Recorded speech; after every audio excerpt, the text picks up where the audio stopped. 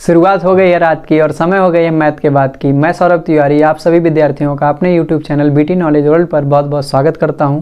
उम्मीद करता हूं आप सभी लोग स्वस्थ होंगे, मस्त होंगे और अपनी पढ़ाई लिखाई अपना अध्ययन कर रहे होंगे। तो क्लास 10 के प्यारे प्यारे विद्यार्थियों, मेरे छोटे छोटे बच्चों, आप सभी लोग तैयार होंगे। जैसा कि आपको कल बताया गया था कि आज आपको वीडियो मिलेगी और जो 7 बजे का वादा किया गया था, ठीक 7 बजे आपको ये वीडियो मिल रही है। उम्मीद करते हैं आप लोग खुश होंगे और इस वीडियो का इंतज़ार कर रहे होंगे। तो सबसे पहले आज के वीडियो की जब हम लोग शुरुआत करते हैं, थोड़ा सा 2 मिनट बात कर लेते हैं आप लोगों से, फिर हम लोग डायरेक्टली अपने कंटेंट पे चलते हैं। आज तक आप लोगों ने जितनी भी मैथ पढ़ी और जितनी भी मैथ आपको पढ़ाई गई, आप लोगों को ये बताया गया कि जो मैथ होती है बहुत ज़्यादा टफ होती है और वो जल्दी समझ में नहीं आती है और मैथ मतलब बहुत ख़तरनाक होती है। जैसे अगर आप पहले से नहीं पढ़े हो तो आपको कभी समझ में नहीं आएगी। लेकिन मैं आपका भाई सौरभ तिवारी आपको आश्वस्त करना चाहता हूँ कि आपका पूरा सिलेबस बड़े प्यार से बहुत सरलतम भाषा में आपको समझाने का प्रयास करूँगा। आप लोग मेरे जो छोटे छोटे भाई हैं, ध्यान से सारी वीडियो को देखेंगे और देख के सारी बातों को गहराई से समझेंगे और समझने के बाद नोट्स बनाएंगे, आराम से नोट्स बनाएंगे, कोई जल्दबाजी नहीं करेंगे। तो आप लोग सबसे पहले आज का जब यह सेशन शुरू किया जाए, आप लोगों की 10th की पढ़ाई शुरू किया जाए, तो आप लोग हमसे वादा करिए कि आप लोग जितना मेहनत से पहले दिन पढ़ोगे उतने ही मेहनत से आखिरी वीडियो तक पढ़ोगे, जब तक हम लोगों का सिलेबस ख़त्म नहीं हो जाता है। तो अगर आप लोग ये वादा करने के लिए तैयार हैं तो हम आज की क्लास स्टार्ट करने के लिए तैयार हैं। हम जान रहे हैं कि आप लोग बिल्कुल इस बात को अपने मन में सोच लिए होंगे कि नहीं, इस बार हम लोगों को 100 आउट ऑफ 100 जिसमें 70 नंबर का आपका सब्जेक्ट रहेगा, यानी मैथ आएगी जो पेपर आपका होगा, और 30 नंबर का प्रोजेक्ट। तो हम लोग अभी 30 नंबर के प्रोजेक्ट की बात करते भी नहीं है, हम लोग केवल 70 आउट ऑफ 70 की बात करते हैं जो हम लोगों को पेपर देना है, बोर्ड परीक्षा। तो हम लोग 70 नंबर के लिए तैयारी करेंगे और पूरे तन मन धन से, पूरे मेहनत के साथ आप लोगों को सारे कंटेंट, एक एक चैप्टर का पूरी थियरी, एक एक सवाल, सब कुछ बहुत ही गहराई के साथ, बहुत ही धीरे धीरे, बहुत ही आराम से, जैसे आप लोग चाहते हैं, आप लोग पढ़ना चाहते हैं, एक एक कंसेप्ट को बिल्कुल उसी आधार पे पढ़ाया जाएगा। हम उम्मीद करते हैं हमारे सभी छोटे छोटे भाई बहन इन सारी बातों को समझ गए होंगे। तो हम लोग शुरू करें क्या? आप लोग एक बार थम्स अप कर दीजिए कि हम लोग क्लास को स्टार्ट करें, और आप लोग ये लिख सकते हैं कि हाँ सर हम लोग तैयार हैं, आप कंटेंट को शुरू करिए। तो हम लोग शुरू करते हैं। और सबसे पहले सेशन 2025 और 26 के जो भी विद्यार्थी आज हमें देख रहे हैं इस पूरे भारतवर्ष में कहीं से भी, वो लोग सबसे पहले क्लास 10th यूपी बोर्ड का सबसे पहले सिलेबस को देखेंगे और देखेंगे पहले कितनी यूनिट है, किस यूनिट का क्या नाम है, किस यूनिट में कितने चैप्टर आते हैं और कौन सी यूनिट कितने नंबर की है, कितने नंबर हमें दे के जाएगी। इन सारी बातों को हम लोग सबसे पहले देखेंगे कि जो हम लोगों का 70 नंबर का पेपर होगा, वो 70 नंबर का पेपर किस यूनिट में कितने कितने अंक में विभाजित किया गया है, इसका यानी उसका जो मार्क्स डिस्ट्रीब्यूशन है वह कैसे कैसे है। सबसे पहले हम लोग इसकी चर्चा करते हैं। और आप लोग कॉपी खोल लीजिए, कॉपी निकाल लीजिए। सबसे पहली बात जो बताने जा रहे हैं, अपने सिलेबस के बारे में बताने जा रहे हैं। सबसे पहले सब लोग सिलेबस कहीं बुक से नहीं पढ़ना है, सीरीज से नहीं पढ़ना है, कहीं से देखना नहीं, आपको अपनी कॉपी पे सबसे पहले लिखना है। क्योंकि अपने लक्ष्य तक अगर आपको पहुँचना है तो सबसे पहले आपको अपने सिलेबस का ज्ञान होना चाहिए। और वह सिलेबस इसीलिए आप लोग नन्हे मुझे बच्चों से हम कह रहे हैं कि अनुभव के आधार पे कह रहे हैं, वो पहले कॉपी पे रहना चाहिए। तो सब लोग अपनी कॉपी खोल लेंगे और जो बात लिखाने जा रहे हैं सब लोग पहले कॉपी पे लिखेंगे। तो हम लोग सबसे पहले सिलेबस देखते हैं, वहाँ पे सब लोग लिख लेंगे class 10th UP board, class 10th UP board mathematics syllabus, mathematics syllabus. मतलब हिंदी में लिख दे रहे हैं, हिंदी में लिख दे रहे हैं गणित कक्षा 10 का पाठ्यक्रम। ठीक है। तो हम लोग जब सबसे पहले पाठ्यक्रम की बात करते हैं तो सबसे पहले हम लोग 3 कॉलम बनाते हैं। लल्ला हम लोग कितने कॉलम बनाते हैं? 3 कॉलम बनाते हैं। सबसे पहले अपने कॉपी पे सब लोग 3 कॉलम बनाएं, 3 कॉलम, 3 कॉलम।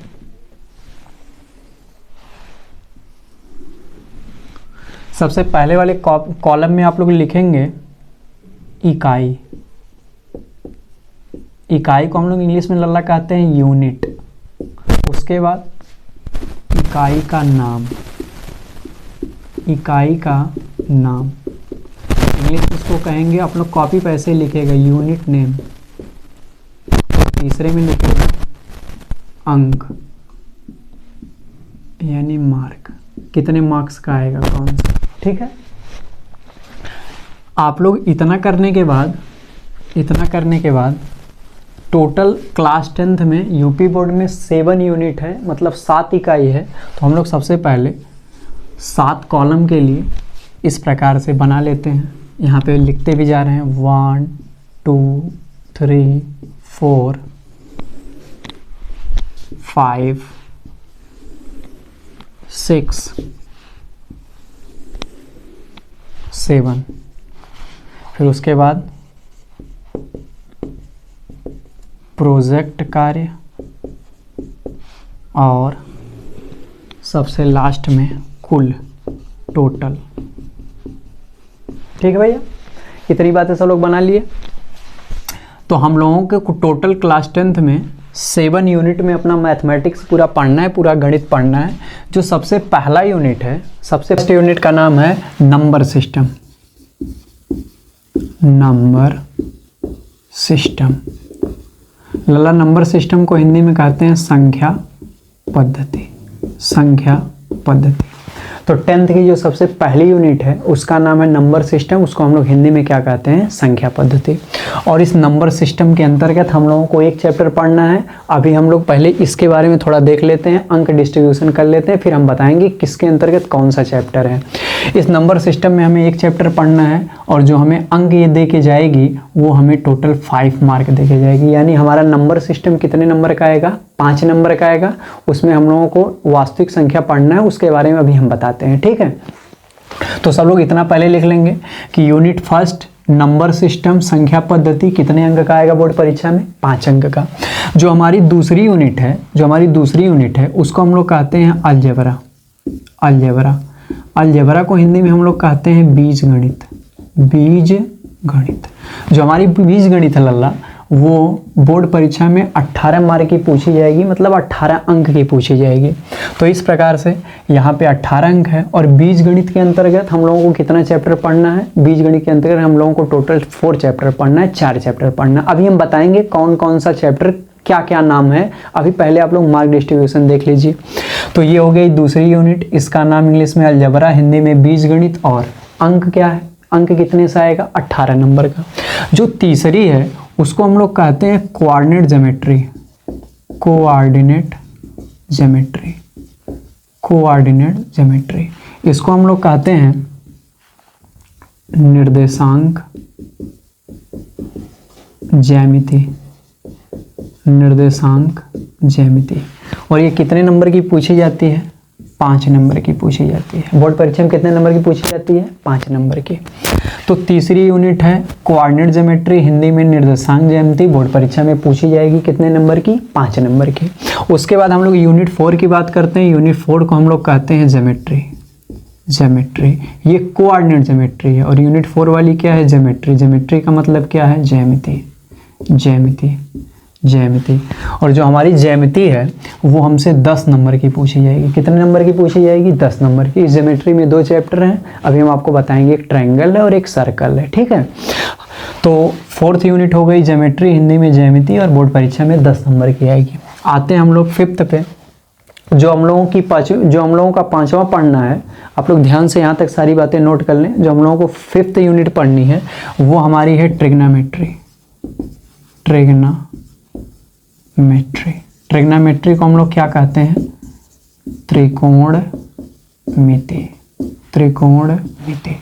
और जो हमारी त्रिकोणमिति है वो हम लोगों से 12 मार्क की पूछी जाएगी, मतलब 12 नंबर की पूछी जाएगी। और लल्ला जो ट्रिग्नोमेट्री है उसमें कुल मिला के 3 चैप्टर हैं, अभी हम लोग उसके ऊपर डिस्कशन करेंगे, ठीक है। तो 5th यूनिट ट्रिग्नोमेट्री हो गई, हिंदी में त्रिकोणमिति हो गई, कितने नंबर की पूछी जाएगी, 12 नंबर की पूछी जाएगी।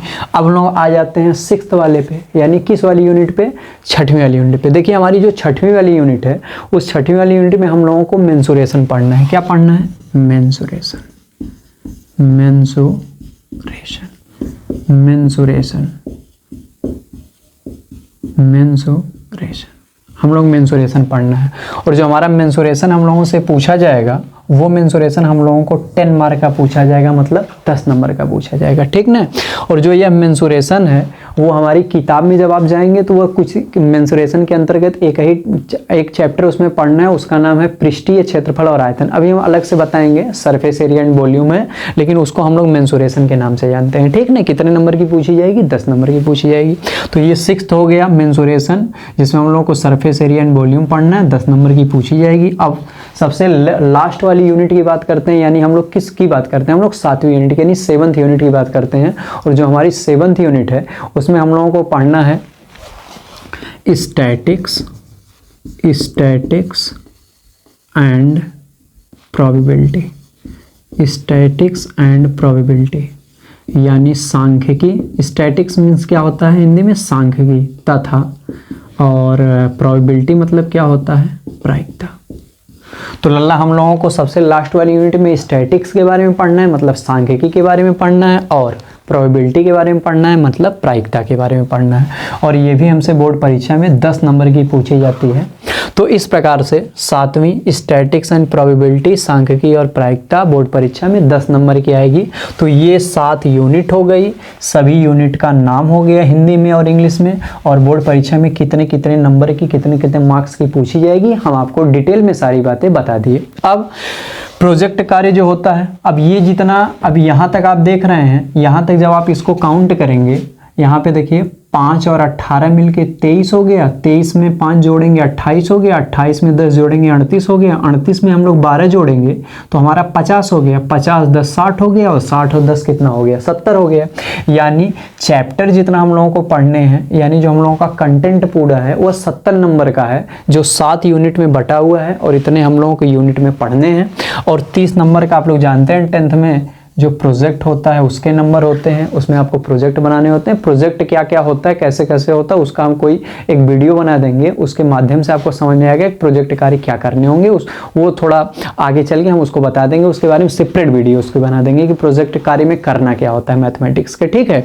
तो यहाँ पे 70, यहाँ तक, यहाँ से लेके यहाँ तक टोटल मिला के हम लोगों के पास कितने होते हैं, 70 नंबर, ये सब मिला के, ये सब मिला के 70 नंबर के, और 30 ये।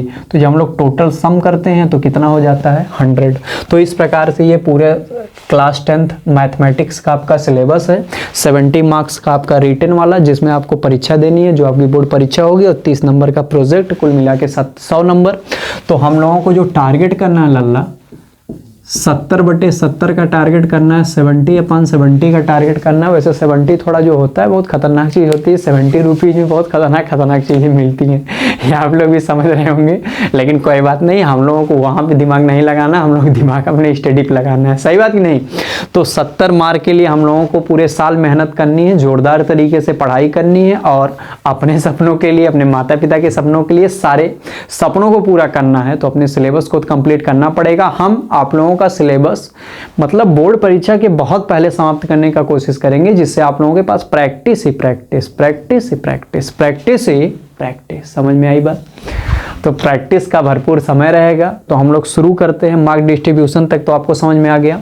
अब हम लोग थोड़ा आगे बढ़ते हैं, और किस यूनिट में कौन कौन से चैप्टर हैं, सबसे पहले हम लोग उसके बारे में जान लेते हैं। पहले यहाँ तक नोट्स में लिखिएगा, उसके बाद सारे चैप्टर भी आपको लिखना है। अरे सर पहले दिन इतना सब बता दे रहे हैं सारी चीज़ों को। हाँ, सारी बातों को जब आप लिखे रहेंगे तो जैसे हम लोग पहले चैप्टर की टॉपिक स्टार्ट करेंगे, आपको कोई दुविधा, कोई असुविधा, कोई दिक्कत, कोई परेशानी नहीं होगी। तो अब आप सारी यूनिट में कौन कौन से चैप्टर हैं पहले आप उसके बारे में देखेंगे, और तसल्ली से देखेंगे। हमें तो नहीं लगता कोई जल्दबाजी होगी किसी को।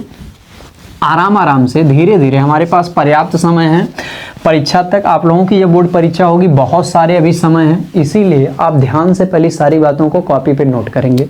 सबसे पहले यूनिट की बात करते हैं, यूनिट फर्स्ट की बात करते हैं, जिसको हम आपको बताए किस नाम से जाना जाता है, नंबर सिस्टम। हिंदी में बता दिए किस नाम से जाना जाता है, संख्या पद्धति। कितने नंबर की पूछी जाएगी ये भी बता दिए, कितने नंबर की पूछी जाएगी, 5 नंबर की। इसमें केवल एक चैप्टर पढ़ना है, केवल एक चैप्टर पढ़ना है, जिसका नाम क्या है, रियल नंबर। हिंदी में वास्तविक संख्याएं, वास्तविक संख्याएं, वास्तविक संख्याएं, वास्तविक संख्याएं। अब पहले चैप्टर में क्या क्या पढ़ना है, जब हम लोग पहला चैप्टर लेके आएंगे, जब आपके पास पहले चैप्टर की वीडियो आएगी तो पहले चैप्टर के सिलेबस को उस वीडियो की स्टार्टिंग में बताया जाएगा। ठीक है, अभी आपको सिर्फ इतना जानना है, पहले यूनिट को नंबर सिस्टम कहते हैं, संख्या पद्धति कहते हैं, 5 नंबर की पूछी जाती है। एक ही चैप्टर इसमें पढ़ना है जिसका नाम रियल नंबर्स है, और हिंदी में क्या है, वास्तविक संख्याएं। यूनिट सेकंड पे आते हैं। यूनिट सेकंड जो है उसको हम लोग कहते हैं अलजेब्रा। अलजेब्रा हिंदी में कहते हैं बीज गणित। कितने नंबर की पूछी जाएगी, कितने नंबर की पूछी जाएगी, 18 नंबर की पूछी जाएगी। कुल मिला के इसमें हम लोगों को कितने चैप्टर पढ़ने हैं, 4 चैप्टर पढ़ने। कितने चैप्टर पढ़ने, 4 चैप्टर।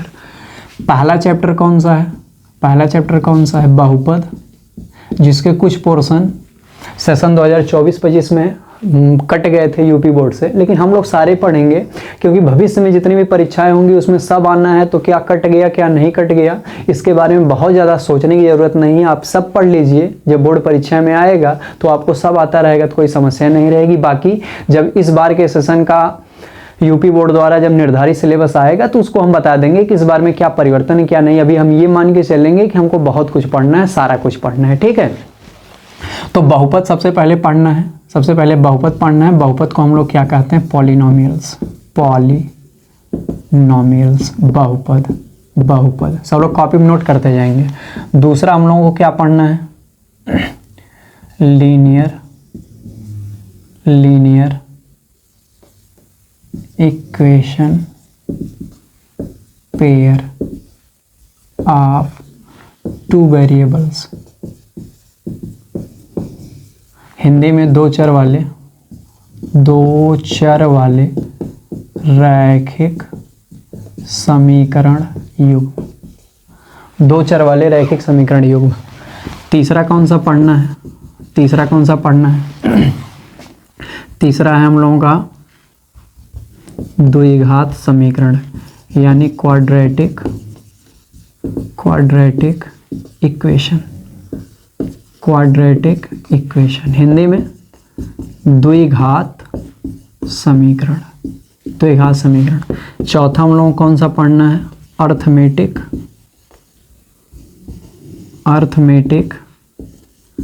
प्रोग्रेशन। हिंदी में कहते हैं इसको समांतर श्रेणी, समांतर श्रेणी। तो दूसरी वाली यूनिट अलजेब्रा, हिंदी में बीजगणित। 18 मार्क की बोर्ड परीक्षा में 4 चैप्टर पढ़ने हैं। चारों के नाम क्या हैं, पॉलिनोमियल्स मीन्स क्या होता है, लल्ला, बहुपद। Linear equation pair of 2 variables मतलब क्या होता है, 2 चर वाले रैखिक समीकरण युग्म। क्वाड्रेटिक इक्वेशन मीन्स क्या होता है, द्विघात समीकरण। और अर्थमेटिक प्रोग्रेशन मीन्स क्या होता है, समांतर श्रेणी। सबको बात समझ में आ गई। अब हम लोग यूनिट थर्ड पे आते हैं। यूनिट थर्ड को हम आपको बताए थे कोऑर्डिनेट ज्योमेट्री। हिंदी में इसको क्या कहते हैं, हिंदी में इसको हम लोग क्या कहते हैं, निर्देशांक ज्यामिति। कितने नंबर की पूछी जाती है, कितने नंबर की, 5 नंबर की पूछी जाती है।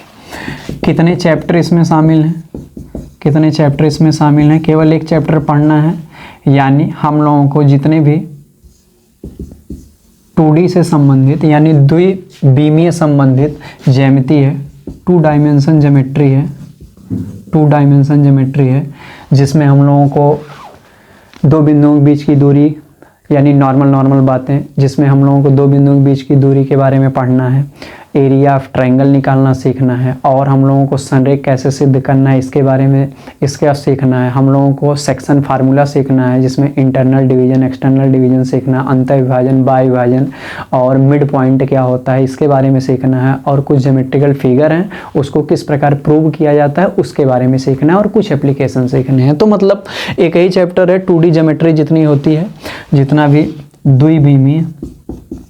द्विविमीय निर्देशांक ज्यामिति होती है, नॉर्मली निर्देशांक ज्यामिति, बिंदुओं को कैसे दिखाया जाता है, कैसे रिप्रेजेंट किया जाता है, एक्स अक्ष का समीकरण क्या होता है, वाई अक्ष का क्या समीकरण होता है, पैरेलल लाइंस के क्या समीकरण होते हैं, फिर बिंदुओं के बीच की दूरी कैसे निकालते हैं दो बिंदुओं के बीच में, फिर उसके बाद किस प्रकार से त्रिभुज का क्षेत्रफल, संरेखता, ऐसे उसके एप्लीकेशंस, अंतःविभाजन, बाह्य विभाजन, बहुत सारी चीज़ें हैं।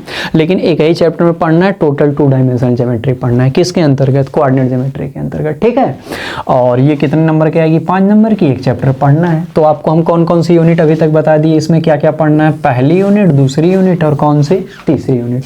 अब हम लोग आगे बढ़ते हैं, यहाँ तक बातों को ध्यान से सब लोग नोट करते जाएंगे, कोई जल्दबाजी नहीं करना है, आराम आराम से बातों को सुनते जाना है और कॉपी पे अपने नोट करते जाना है। अब तीसरे के बाद हम लोग पहुँच गए किस पे, चौथे पे। तीसरे के बाद हम लोग किस पे पहुँच गए, चौथे पे, यूनिट 4। यूनिट 4 का नाम केवल क्या है, ज्योमेट्री। ज्योमेट्री, ज्योमेट्री को हम लोग हिंदी में क्या कहते हैं, ज्यामिति।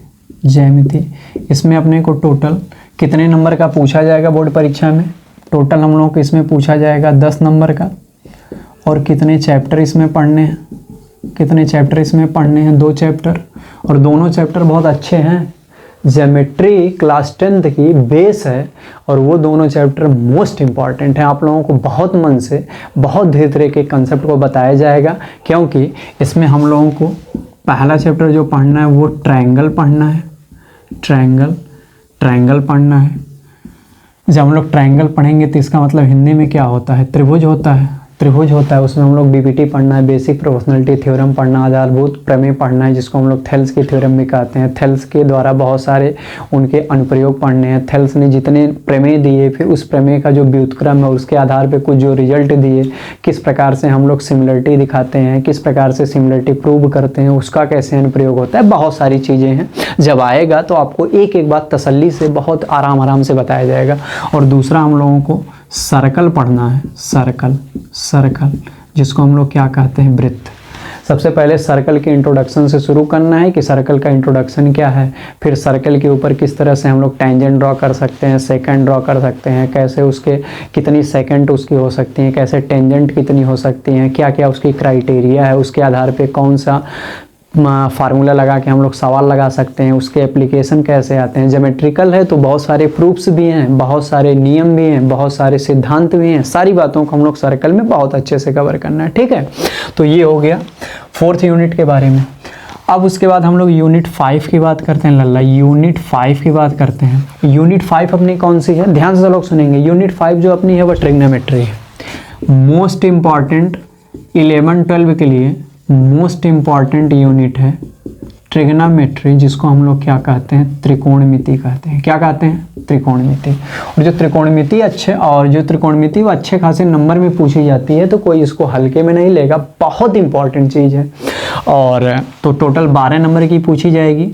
इसमें टोटल अपने लोगों को कितने चैप्टर पढ़ने हैं, वैसे चैप्टर सही देखा जाए, चैप्टर जो है वो दिखाई देते हैं 2, लेकिन एक जो होते हैं वो पहले के अंतर्गत शामिल होता है। हम नॉर्मली उसको और ज़्यादा डिवाइड करके, फर्दर डिवाइड करके आपको बता देना है। टोटल 3 तरह से आपको पढ़ना है। पहला जो है वो ट्रिग्नोमेट्री का इंट्रोडक्शन पढ़ना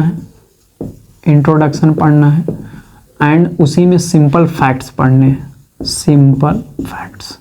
सिंपल फैक्ट्स यानी परिचय और सामान्य तथ्य जितने भी त्रिकोणमिति के होते हैं उसको पढ़ना है, ठीक है। उसके बाद जो इसका हम लोग दूसरा पार्ट देखेंगे, उसमें हम लोगों को ट्रिग्नोमेट्रिक आइडेंटिटीज पढ़नी है। आइडेंटिटीज जिसको हम लोग कहते हैं त्रिकोणमितीय सर्वसमीकाएं यानी कौन से फार्मूले कैसे डिराइव हुए, कौन से फार्मूले का कैसा अनुप्रयोग है, क्या वैल्यूज होती हैं, क्या एंगल में जो एलाइड एंगल्स होते हैं उसका क्या कंसेप्ट है, उनको कैसे एक रूप से दूसरे रूप में ट्रांसफॉर्म करते हैं, कैसे परिवर्तित करते हैं, बहुत सारी लल्ला चीज़ें, बहुत इंपॉर्टेंट टॉपिक है। आप लोग मतलब अभी हम आपसे कह रहे हैं केवल ना, इतनी इंपॉर्टेंट टॉपिक है, पूरे मन से हम आपको सिखाएंगे, आप पूरे मन से तसल्ली से सीखने के लिए तैयार रहें, ठीक है। तो ये हो गया आपका 5वां यूनिट। और 5वें यूनिट में एक तीसरा पार्ट भी है, बहुत इंपॉर्टेंट है, जो एप्लीकेशन है ट्रिग्नोमेट्री का, उसको हम लोग कभी कभी एप्लीकेशन ऑफ ट्रिग्नोमेट्री भी कह देते हैं, एप्लीकेशन ऑफ ट्रिग्नोमेट्री भी कह देते हैं, एप्लीकेशन ऑफ ट्रिग्ना, सारी बातें आराम से नोट करते हैं। एप्लीकेशन ऑफ ट्रिग्नोमेट्री आपके बुक में इसको हाइट एंड डिस्टेंस करके दिया होगा, height and distance, height and distance. Sir Hindi बता देते हैं? हाँ बिल्कुल हिंदी बता रहे हैं भैया। एप्लीकेशन ऑफ ट्रिग्नोमेट्री को हिंदी में कहते हैं त्रिकोणमिति के अनुप्रयोग, त्रिकोणमिति के अनुप्रयोग। और हाइट एंड डिस्टेंस को कहते हैं ऊंचाई और दूरी। तो चाहे ये कह लो चाहे ये कह लो, एक्चुअली ऊंचाई और दूरी त्रिकोणमिति का अनुप्रयोग होता था। हम लोग इस टॉपिक को एप्लीकेशन ऑफ ट्रिग्नोमेट्री के भी नाम से जानते हैं, ठीक भैया। तो इस वाले में इतना टोटल पढ़ना, और टोटल हमारे को 12 नंबर से पूछा जाएगा। बहुत इंपॉर्टेंट चीज़ें लल्ला, आप लोग जो 10th की जो मैथ है वो आगे की कॉम्पिटिटिव लेवल की परीक्षाओं के लिए बहुत इंपॉर्टेंट है। जब तक आपको सही से बातें पता नहीं होंगी तब तक जो आप लोग सपना या आपके माता पिता के द्वारा सपना देखा गया वो कंप्लीट नहीं हो पाएगा। और उसमें जहाँ तक हमारा सहयोग हो पाएगा, आप लोग हमारे ऊपर भरोसा करें, विश्वास करें, हम आपको उस भरोसे को टूटने नहीं देंगे। आपका विश्वास कंटेंट के साथ कोई समझौता नहीं करेंगे, आपको बताते जाएंगे। तो अभी हम लोग कहाँ तक देख लिए? ट्रिग्नोमेट्रिक तक देख लिए, यानी 5 यूनिट के बारे में आपको बता दिए, केवल 2 यूनिट और बची है। यूनिट 6 की बात कर लेते हैं। यूनिट 6, यूनिट 6, यूनिट 6 पे हम लोग पहुँच गए। जो हमारा यूनिट 6 है वो मेंसुरेशन है, मेंसुरेशन, मेंसुरेशन, मेंसुरेशन। और अभी अभी आपको बताया गया था मेंसुरेशन कुल मिला के 10 मार्क का आएगा, 10 मार्क का आएगा। और इसमें टोटल 2 चैप्टर सम्मिलित है, 2 चैप्टर। पहला चैप्टर कौन सा है? पहला चैप्टर कौन सा है? एरिया रिलेटेड टू,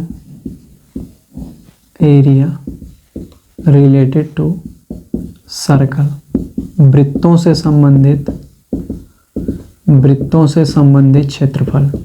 और दूसरा क्या है?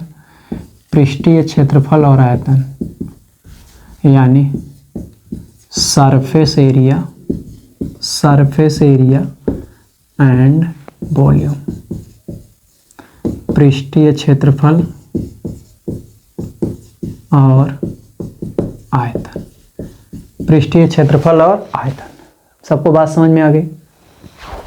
तो ये दोनों मिला के 10 नंबर के पूछे जाएंगे, एरिया रिलेटेड टू सर्कल। और सर सर्कल वहाँ पे भी था, हाँ वहाँ पे जो सर्कल था वो दूसरे वे में था, वो बिल्कुल ज्योमेट्रिकल था। और यहाँ वाला जो वो एप्लीकेशन बेस्ड है, इसीलिए इसको हम लोग मेंसुरेशन के ऊपर अप्लाई करते हैं, मेंसुरेशन के आधार पे करते हैं, क्योंकि यहाँ पे हम लोग क्षेत्रफल निकालना सीखते हैं, ठीक है। अब सबसे लास्ट में हम लोग यूनिट 7 की बात करते हैं। जो यूनिट 7 है, यूनिट 7 उसको हम लोग कहते हैं statics and probability, statics and probability.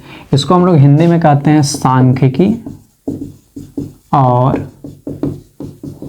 प्रायिकता, सांख्यिकी और प्रायिकता। बोर्ड परीक्षा में कितने नंबर की पूछी जाती है? 10 नंबर की।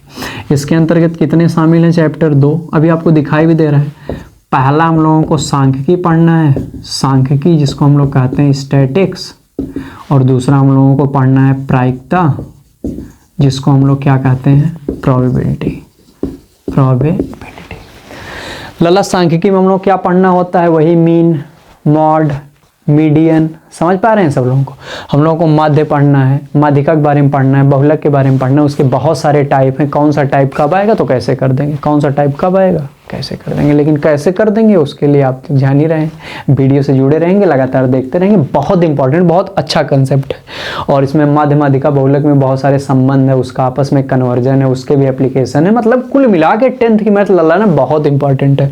और प्रोबेबिलिटी है, प्रायिकता कि किसी संभावना के आधार पे हम लोग किसी भी घटना के घटित होने के आधार पे उसकी क्या प्रायिकता निकाल सकते हैं कि प्रायिकता एग्जिस्ट करेगी कि नहीं करेगी, वो घटना घटित होगी कि नहीं घटित होगी तो किस प्रकार घटित होगी, उसके कितने परिणाम हो सकते हैं, कितने परिणाम नहीं हो सकते हैं। बहुत सारी चीज़ें सैद्धांतिक रूप से हम लोगों को प्रायिकता में प्रायिकता की डेफिनेशन, उसके अनुप्रयोग और उसके अंतर्गत बहुत सारे तथ्यों पे प्रायिकता निकालना न निकालना बहुत कुछ पढ़ना है। तो इस प्रकार से आपका टोटल 7th वाले जो यूनिट आखिरी यूनिट है उसमें भी 10 नंबर का और दोनों चैप्टर मोस्ट इंपॉर्टेंट हैं। तो आप लोग पहले दिन से लेके आखिरी दिन तक सब समय जब तक आपका सिलेबस खत्म नहीं हो जाएगा, आपके पास जब भी वीडियो जाएगी तो आप उसका वेट करते रहेंगे और उसका वो देखेंगे, पढ़ेंगे, अच्छे से पढ़ने के बाद तब उसका जाके नोट्स बनाएंगे। तो ये टोटल चर्चा हो गई आपके 70 नंबर के सिलेबस के ऊपर, जिसको अगर हम प्लस करके लिखना चाहें तो तुम अपने कॉपी पे लिख भी सकते हो। पहली यूनिट 5, फिर उसके बाद 18,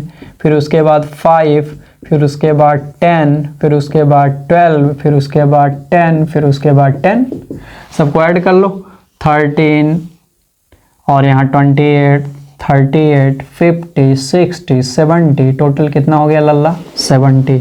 और हम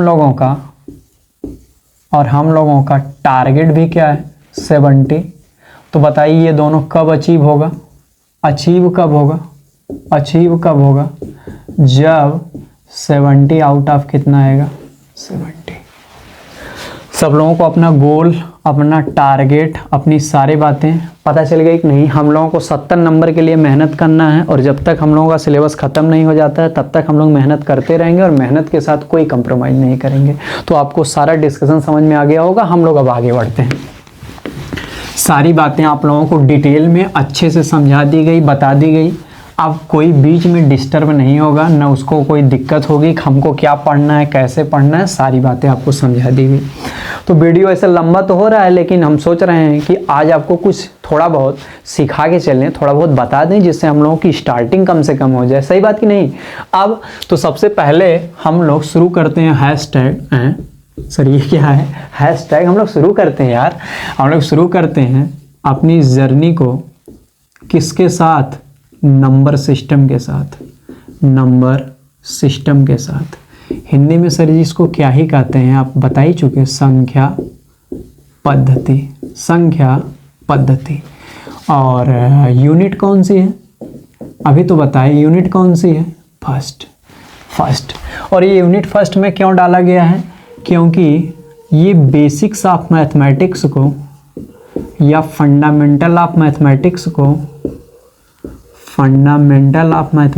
को बेसिक ऑफ मैथमेटिक्स को कह लो चाहे फंडामेंटल ऑफ मैथमेटिक्स को क्या करता है, कवर करता है। सर ये बेसिक्स और फंडामेंटल क्या होता है, इसका मतलब होता है मूलभूत जो तथ्य होते हैं, जो मूलभूत बातें होती हैं जिसको हमें जानना आवश्यक होता है। बिना इसके हम लोग मैथ को बहुत ज़्यादा गंभीरता से नहीं जान पाएंगे।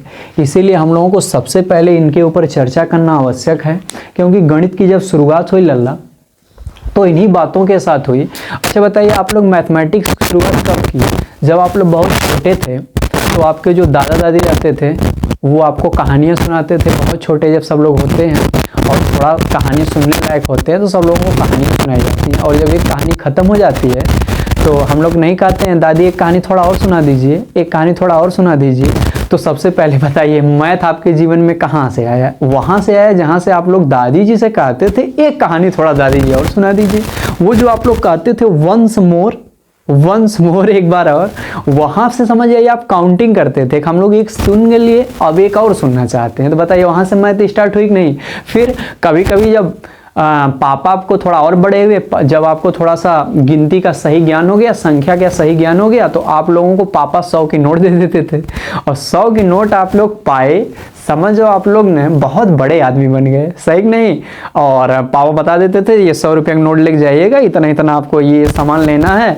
और बाई गॉड अगर 10 रुपया बच गया फिर तो आप लोग एकदम खुश हो जाते थे। पापा वो जो 10 रुपया बचेगा, 10 रुपया हम लोग ने कुछ खरीद लेंगे या अपने पास रख लेंगे। वैसे आप लोग तब रखते नहीं थे, उतना छोटे थे, आप लोग कुछ ले लेते थे। तो इसका मतलब आप लोग वहाँ से भी संख्या से यानी गणित से परिचित थे। फिर आप लोग थोड़ा और बड़े हुए, जब थोड़ा और बड़े हुए तो जब क्लासेज में आप गए तो आपको ये ज्ञान हुआ कि इतना नंबर का ये पेपर आता है, ये सब्जेक्ट इतने नंबर की आती है, तो हमें इतना नंबर पाएंगे तो पापा हमारे खुश हो जाएंगे और हमारे पापा हमें कुछ ना कुछ देंगे ज़रूर। अगर हम लोग इतना नंबर पा जाएंगे तो कुछ ना कुछ पक्का देंगे। तो आप लोग उसके लिए तब मेहनत करते थे 5 में, 6 में, 7 में, 8 में, सही कि नहीं, 9th में भी आप लोग मेहनत कर रहे थे। तो आप लोग वहां से जाने मैथ, तो मैथ आप लोग ने अपने जीवन में जब से थोड़ा आप लोग होश में आए हैं, मतलब जब से आप लोग चीज़ों को ऑब्जर्व करना सीखना शुरू किए हैं, तब से आपको मैथ का मतलब जिस्ट पता है कि आपको मैथ समझ में आने लगी। लेकिन वो मैथ अपने को 10th में थोड़ी पढ़ना है, उसको व्यवहारिक रूप में भी पढ़ना है जिसको हम लोग एप्लीकेशन कहते हैं। लेकिन साथ ही साथ हम लोगों का उसका जो लॉजिकल सेंस है, जो तार्किक रूप है, मतलब जिससे मैथ को मैथ लगाया जाता है। अब सब कुछ जैसा हम लोग गाँव में कह देते हैं या जैसा हम लोग अपने घर पर रह के मैथ पढ़ लेते हैं वैसा थोड़ी होता है। मतलब मैथ जो हम लोग बोर्ड परीक्षा में आती है वो थोड़ा अच्छे लेवल की होती है और वो व्यवहारिक ना होगी, वो लॉजिकल होती है, वो डिडक्टिव होती है, वो अब्स्ट्रैक्ट होती है, जिसको हम लोगों को कंसेप्ट के द्वारा सीखना रहता है और उसके ऊपर वर्क करना रहता है, तब जाके सवाल लगते हैं। हमारी बात सब लोग समझ पाए? इसीलिए नंबर सिस्टम को पढ़ना क्या है, इंपॉर्टेंट है। सबको बात समझ में आ गई? अच्छा, अब नंबर सिस्टम को जब हम लोग शुरू करेंगे तो नंबर सिस्टम में लल्ला सबसे पहले एक शब्द आया सिस्टम। नंबर सिस्टम में सबसे पहले एक शब्द आया सिस्टम। नंबर सिस्टम दो शब्दों से मिलकर बना है, एक नंबर है और एक सिस्टम है। तो सबसे पहले अपने लोग सिस्टम के ऊपर बात करते हैं, सिस्टम के ऊपर। अच्छा, सिस्टम मतलब क्या होती है? पद्धति। सिस्टम मतलब हिंदी में क्या होती है? पद्धति। पद्धति पद्धति मतलब किसी काम को करने का प्रोसेस। जैसे आप लोग जब स्कूल जाते हैं और आप लोगों के प्रार्थना के समय, जब प्रार्थना में सब लोग खड़े होते हैं, तो बताइए जो सब लोग खड़े होते हैं वो ऐसा बताया जाता है एक हाथ की दूरी लेके सब लोग खड़े होते हैं और एक रो में खड़े होते हैं या कॉलम में खड़े होते हैं, जिससे वो जो स्ट्रक्चर बनता है वह देखने में भी बहुत व्यवस्थित होता है और मतलब बहुत सुंदर भी लगता है। और वह नियम भी है कि आपको जब प्रार्थना के लिए आप जाओ तो वेल डिसिप्लिन्ड रहो और अच्छे से खड़े होकर प्रार्थना करो। तो बताइए वह एक सिस्टमेटिक रूप दिया जाता है कि नहीं? बच्चों को वह सिस्टमेटिक रूप से खड़ा किया जाता है, एक पद्धति बनाई गई है कि आपको ऐसे ही खड़ा होना है क्योंकि यह इसका प्रोसेस है, यह इसका सिस्टम है। उसी प्रकार आप लोग अगर आर्मी के लोगों को देखे होंगे, जब आप लोग गणतंत्र दिवस में कभी टीवी भी देखते हैं तो उसमें सब लोग परेड नहीं करते हैं। जब सब लोग टीवी परेड करते हुए आप देखेंगे ऐसे ऐसे नहीं चलते हैं, और जब आप लोग देखेंगे सब लोग एक साथ चलते हैं। आपको पता भी नहीं चल पाता है कि कैसे वो लोग अपना हाथ पांव एक साथ कर रहे हैं, क्योंकि उन्हें ट्रेंड किया गया होता है, वेल ट्रेंड किया गया होता है। तो वो भी अपने आप में क्या है? सिस्टम है। उन लोगों के चलने का एक अपने आप में क्या है? पद्धति है, सिस्टम है। जो उसको फॉलो नहीं करता वो वहां पे नहीं जाता। सही बात कि नहीं? तो जिस प्रकार से व्यवहारिक जीवन में सारी चीजों को चलाने के लिए और अनुशासित रूप से व्यवस्थित करने के लिए कहीं न कहीं अलग अलग रूप में सिस्टम की आवश्यकता पड़ती है। जैसे आप लोग स्कूल जाते हैं तो वहां पे भी सिस्टम बनाया गया है कि पहली घंटी में ये पढ़ाया जाएगा, दूसरी घंटी में ये पढ़ाया जाएगा, तीसरी घंटी में ये पढ़ाया जाएगा, चौथी घंटी में ये पढ़ाया जाएगा, फिर लंच हो जाएगा, फिर 4 पीरियड चलेगी, उसके बाद छुट्टी हो जाएगी, फिर सब लोग घर पहुंच जाएंगे। तो ये बताइए अपने आप में क्या है? सिस्टम है। सिस्टम का मतलब होता है किसी भी काम को करने का जो तरीका होता है, जो प्रक्रिया होती है, जो प्रोसेस होता है, जिसको फॉलो करना ही करना होता है उस बात में, मतलब अच्छा कार्य करने के लिए, उसी को हम लोग क्या कहते हैं? सिस्टम कहते हैं। तो जैसे सिस्टम वहां पे भी आप लोग देखे हैं, वही सेम सिस्टम हम लोग गणित में भी फॉलो करते हैं, संख्याओं के साथ भी करते हैं। अच्छा बताइए, कोई संख्या कहीं थोड़ी रखी जा सकती है। हर संख्या का अपना निश्चित स्थान है, उसका अपना निश्चित समुच्चय है, उसका अपना निश्चित कार्य है। तो उसके कार्य के आधार पर जहां उसकी आवश्यकता पड़ेगी वही ना रखेंगे, जहां पे आवश्यकता नहीं पड़ेगी वहां कैसे हम लोग रख देंगे? हमें जरूरत रहेगी अगर 0 की तो हम लोग 5 नहीं रख सकते हैं, जहां 5 जरूरत रहेगी वहां 0 नहीं रख सकते। हमें जरूरत पड़ेगी -10 की तो हम लोग 1/10 नहीं रख सकते हैं। हमें जरूरत पड़ेगी अगर अपरिमेय संख्या की तो हम लोग अपरिमेय संख्या वहां रखेंगे। तो हम लोग को जहां पे जिस प्रकार की चीजों की आवश्यकता पड़ेगी हम लोग वहां पे उसी प्रकार की चीजों को रखते हैं। इसीलिए सिस्टम यानी पद्धति को जानना आवश्यक है। और उसमें क्योंकि हम लोग शुरुआत नंबर्स के साथ करते हैं, नंबर्स जो होता है वह मैथ का बेसिक्स है। बिना नंबर्स को जाने हम लोग मैथ में बहुत अच्छा प्रदर्शन और बहुत ज्यादा ज्ञान नहीं हासिल कर सकते हैं। इसीलिए सबसे पहला जो फंडामेंटल चीज़ है, वो नंबर के ऊपर प्रोसेस को जानना है, नंबर किस प्रकार से काम करता है, नंबर किस प्रकार से मैथ में चीज़ों को ऑब्जर्व करता है, उन सारी चीज़ों को जानने के लिए हम लोग नंबर सिस्टम पढ़ते हैं। तो सबसे पहले आप लोग लिखेंगे अपने कॉपी में, नंबर सिस्टम दो शब्दों से मिलकर बना है। नंबर सिस्टम दो शब्दों से मिलकर बना है, यानी संख्या पद्धति दो शब्दों से मिलकर बनी है। पहला नंबर यानी संख्या और दूसरा सिस्टम, सिस्टम जिसको हम लोग कहते हैं पद्धति। नंबर सिस्टम, संख्या पद्धति, संख्या पद्धति। अब इसकी डेफिनेशन क्या है, ये तो इसका लिटरल मीनिंग हो गया कि जो नंबर सिस्टम है वो दो शब्दों से मिलकर बना है, नंबर प्लस सिस्टम से, जहाँ नंबर का मतलब संख्या होती है, सिस्टम का मतलब पद्धति होती है, मिला के हम लोग संख्या पद्धति कह देते हैं। तो इसकी डेफिनेशन कोई पूछेगा, आप कॉपी पर अपने लिखेंगे परिभाषा नंबर सिस्टम का। जब हम संख्याओं को जब हम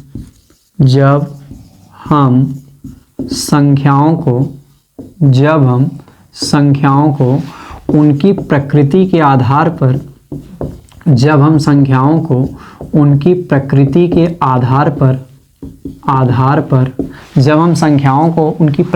आधार पर वर्गीकृत करते हैं, जब हम संख्याओं को उनकी प्रकृति के आधार पर वर्गीकृत करते हैं तथा उन्हें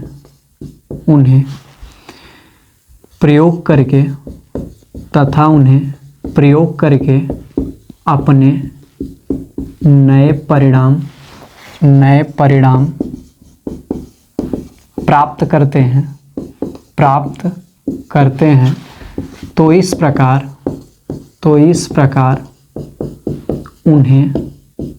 उन्हें व्यवस्थित करने के लिए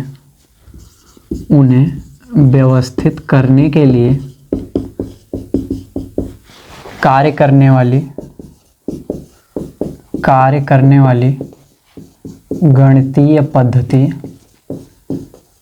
वाली गणितीय पद्धति संख्या पद्धति कहलाती है। संख्या पद्धति कहलाती है। सब लोग सारी बात समझ में आ गई। जब हम संख्याओं को उनकी प्रकृति के आधार पर वर्गीकृत करते हैं तथा उन्हें प्रयोग करके अपने नए परिणाम प्राप्त करते हैं तो इस प्रकार उन्हें व्यवस्थित करने के लिए कार्य करने वाली गणितीय पद्धति क्या कहलाती है, संख्या पद्धति कहलाती है। सब लोग डबल इंटरेड कामा करके अपने कॉपी पे अच्छे से नोट कर लेंगे। हम लोग नंबर सिस्टम की डेफिनेशन समझ गए, ठीक ना। तो नंबर सिस्टम को ये डेफिनेशन है, नंबर सिस्टम का ये लिटरल मीनिंग है, और नंबर सिस्टम के बारे में हम लोग कैसे कैसे शुरुआत से जानते थे और इसको आज हम लोग गणितीय रूप में जाने, ये सारी बातें आपको हम बताएं। अब नंबर सिस्टम में जब हम लोग आगे बढ़ेंगे तो सबसे पहले नंबर सिस्टम में हम लोग दो चीज़ों के ऊपर चर्चा करते हैं। सबसे पहले नंबर सिस्टम में हम लोग अंक के ऊपर बात करते हैं और हम लोग संख्या के ऊपर बात करते हैं, अंक के ऊपर और संख्या के ऊपर। अच्छा, अंक क्या होता है? अंक जो होता है, अंक को इंग्लिश में डिजिट कहते हैं। अंक को क्या कहते हैं? डिजिट। और संख्या को क्या कहते हैं? नंबर कहते हैं। ये जो अंक होता है ये गणित की लेखन और गणन यानी काउंटिंग की दृष्टि से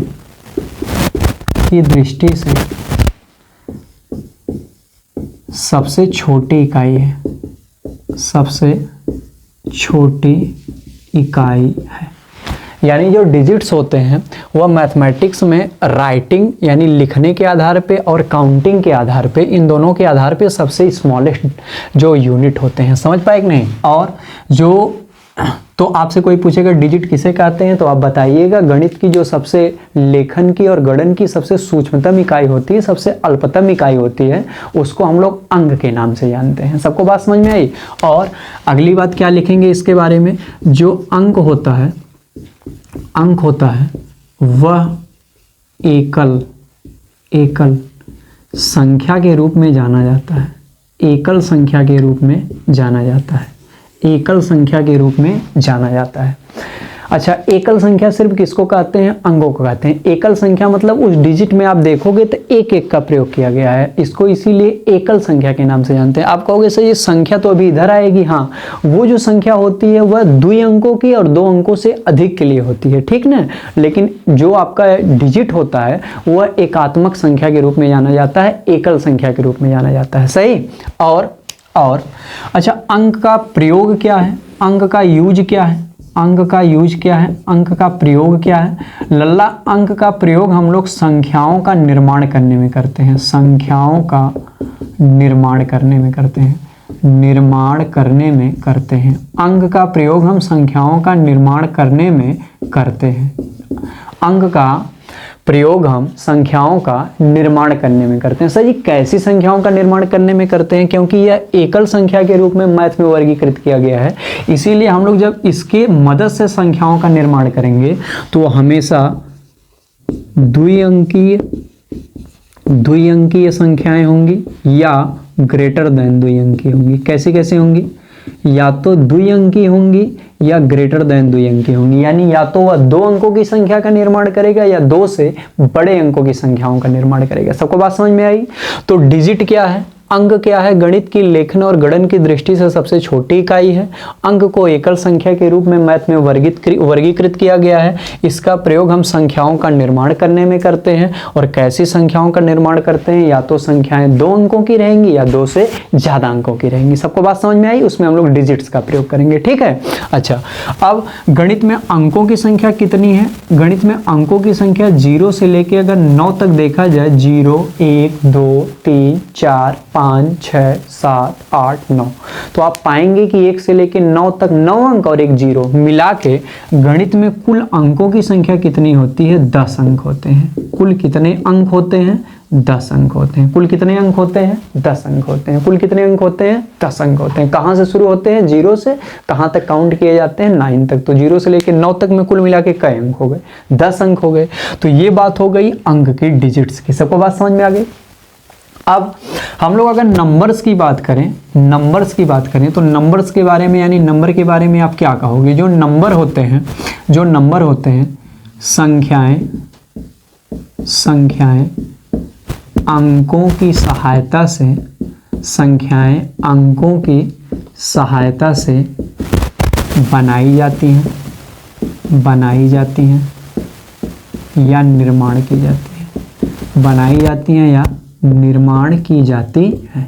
इसका तात्पर्य क्या हुआ? द फॉर्मेशन ऑफ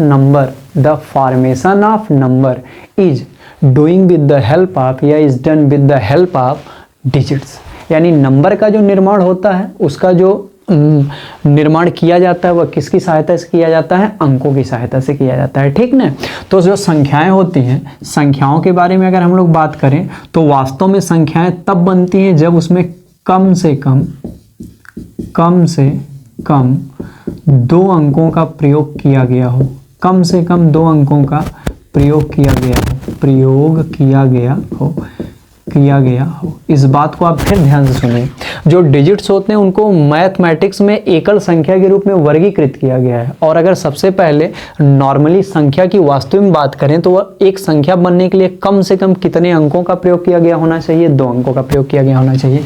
अच्छा, अधिकतम कितनी संख्याएं बन सकती हैं?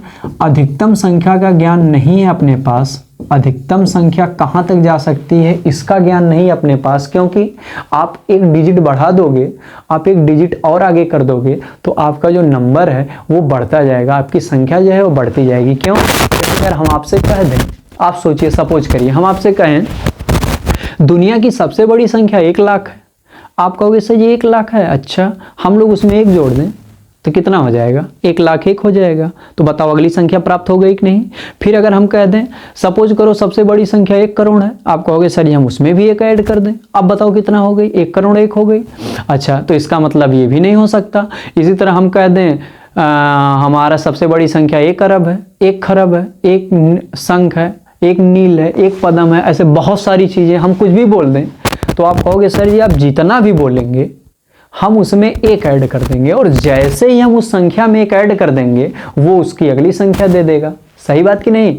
अब बताओ, जब उसकी अगली संख्या दे देगा तो क्या हम लोग सबसे दुनिया की सबसे बड़ी संख्या के बारे में जान सकते हैं? नहीं जान सकते हैं, क्योंकि अभी बड़ी संख्या तक पहुंचा ही नहीं जा सकता है, क्योंकि हमारी काउंटिंग ही कभी नहीं खत्म होगी। और जब नंबर्स नहीं खत्म होंगे, काउंटिंग नहीं खत्म होगी, सबसे बड़ी अगर कोई संख्या पूछेगा, सबसे अधिकतम संख्या, सबसे बड़ी संख्या, सबसे लार्जेस्ट नंबर के बारे में कोई पूछेगा, तो आप कहोगे सबसे लार्जेस्ट नंबर को नहीं बताया जा सकता है, क्योंकि जो काउंटिंग होती है नंबर्स की वो कभी खत्म नहीं हो सकती। हम लोग +1 कर देंगे तो हम अगले वाले नंबर तक पहुंच जाएंगे। सबको बात समझ में आ गई? तो संख्याएं क्या हैं? इनको अंकों की सहायता से बनाया जाता है, निर्माण किया जाता है, और कम से कम एक वास्तविक संख्या के निर्माण के लिए 2 अंकों की आवश्यकता पड़ती है, और 2 से अधिक कितनी भी हो सकती है। मोर देन टू कितनी भी हो सकती है, जितनी आप लिख पाओ। और सबसे बड़ी या सबसे अधिकतम संख्या की अगर कोई बात करे तो आप कह सकते हो सबसे बड़ी संख्या तक नहीं पहुंचा जा सकता मैथमेटिक्स में, क्योंकि काउंटिंग और नंबर्स कभी रुकते नहीं है। सबको बात समझ में आ गई? तो अंक के बारे में और संख्या के बारे में सब लोग आराम से सारी बातें समझ गए होंगे। अब आपको इसमें कोई दिक्कत नहीं होगी। कुछ छोटी छोटी बातें आपको और बता दे रहे हैं। बचपन में हम लोगों को बताया जाता था, ये बात अपनी कॉपी पे अपने लोग नोट भी कर लेंगे, क्योंकि हम लोगों को जब बड़ी चीज़ों को प्राप्त करना होता है तो रास्ता छोटी छोटी बातों से होकर जाता है। तो आपसे कोई पूछेगा 2 अंकों की सबसे छोटी संख्या, 2 अंकों की सबसे छोटी संख्या, तो आप 10 बताओगे। 2 अंकों की, सब कॉपी पर आप लोग लिख लेंगे एक बार। 2 अंकों की सबसे बड़ी संख्या, 2 अंकों की सबसे बड़ी संख्या, तो आप 99 बताओगे। 3 अंकों की सबसे छोटी संख्या, 3 अंकों की सबसे छोटी संख्या, 3 अंकों की सबसे छोटी संख्या, तो आप क्या बताएंगे? 3 अंकों की सबसे छोटी संख्या 100। 3 अंकों की सबसे बड़ी संख्या, 3 अंकों की सबसे बड़ी संख्या, तो आप बताओगे सर जी 999। इसी प्रकार डॉट डॉट आप लोग सारी बातें समझ गए। यानी अगर आपको कितने भी डिजिट की अगर आपको छोटी संख्या निकालनी है तो आप 1 लिखेंगे, और जितने डिजिट की पूछेगा उतने 0 बढ़ा देंगे। यानी 2 अंकों की पूछेगा तो 10, 3 अंकों की पूछेगा 100, 4 अंकों की पूछेगा 1000, इसी तरह 5 अंकों की पूछेगा 10,000, और ऐसे डॉट डॉट। और इसी तरह अगर मान लो ये सब कैसे नंबर हैं, स्मॉलेस्ट है, छोटी है, और अगर आपसे ग्रेटेस्ट पूछेगा यानी बड़ा पूछेगा तो आप क्या करेंगे? उतनी बार 9 लिख देंगे। अगर 2 अंकों का पूछेगा तो 2 बार 9, 3 अंकों का पूछेगा तो 3 बार 9, 4 अंकों का पूछेगा तो 4 बार 9, 5 अंकों का पूछेगा तो आप 5 बार 9 लिख देंगे, और ऐसे ही डॉट डॉट। तो इस प्रकार आप लोग संख्या के बारे में, अंक के बारे में, छोटी संख्या बड़ी संख्या कैसे प्राप्त होती है, कैसे आप लोग उसको बना सकते हैं, क्या उसका फॉर्मेट है, आपको ये सारी बातें समझ में आ गई होंगी कि अंक और संख्या कैसे कैसे हम लोग समझ सकते हैं। तो उम्मीद करते हैं आपको अंक और संख्या के बारे में समझ में आया होगा। हम लोग आगे बढ़ते हैं। आप लोग यहाँ तक सारी बातों को नोट कर लिए होंगे कॉपी पे। अब जब हम लोग यहाँ से आगे बढ़ेंगे नंबर सिस्टम में, तो हम आपको ये सबसे पहले बता रहे हैं, इसमें हम लोगों को नंबर सिस्टम में यहाँ तक समझने के बाद आप ये बात समझिएगा, हम लोगों को जो चैप्टर पढ़ना है पहला, अभी आप लोग इसको चैप्टर 1 के रूप में लिखिएगा मत, जहाँ से चैप्टर स्टार्ट होगा हम लोग वहाँ से देखेंगे। अभी हम लोग लेकिन नंबर सिस्टम में जो पहला चैप्टर है उसको हम लोग कहते हैं रियल नंबर, और रियल नंबर को हिंदी में क्या कहते हैं? वास्तविक संख्याएं। वास्तविक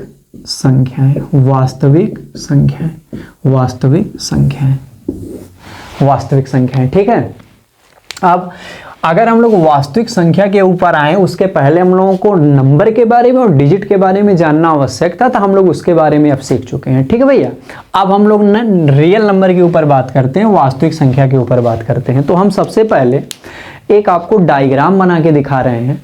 उस डायग्राम को पहले सबसे पहले आप लोग ये रियल नंबर यहाँ से छोटी से आप हेडिंग अपने कॉपी में डाल दीजिएगा, एक शेड वाली कलम से या किसी बढ़िया मतलब स्केच से या जिससे भी आपसे बन पाए, एक कॉन्सेप्ट के रूप में इसको डाल दीजिएगा। रियल नंबर्स अभी समझिए कि हम लोग चैप्टर में प्रवेश नहीं किए हैं। जब हम लोग चैप्टर में प्रवेश करेंगे तो पहले चैप्टर 1 का सिलेबस लिखेंगे। हम केवल ये बता रहे हैं कि अब उसमें रियल नंबर आता है। हम लोग अभी नंबर सिस्टम के अंतर्गत सारा कुछ पढ़ेंगे।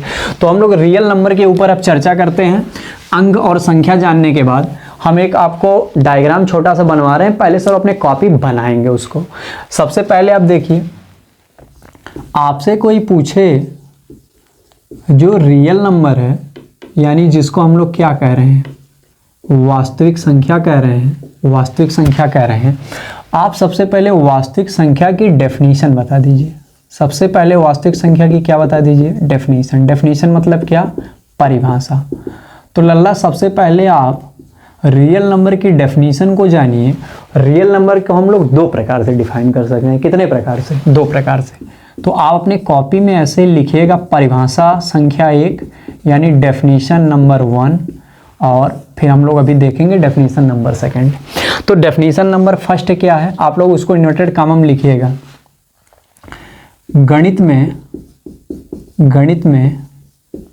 पाई जाने वाली, गणित में पाई जाने वाली, गणित में पाई जाने वाली ऐसी सभी संख्याएं, ऐसी सभी संख्याएं, गणित में पाई जाने वाली ऐसी सभी संख्याएं जिनको हम वास्तविक संख्या रेखा पर, जिनको हम वास्तविक संख्या रेखा पर रियल नंबर लाइन, किस पे लल्ला, रियल नंबर लाइन। गणित में पाई जाने वाली ऐसी सभी संख्याएं जिनको हम वास्तविक संख्या रेखा पर प्रदर्शित कर सकते हैं या प्रदर्शित करते हैं, उन्हें हम वास्तविक संख्याएं कहते हैं। उन्हें हम वास्तविक संख्याएं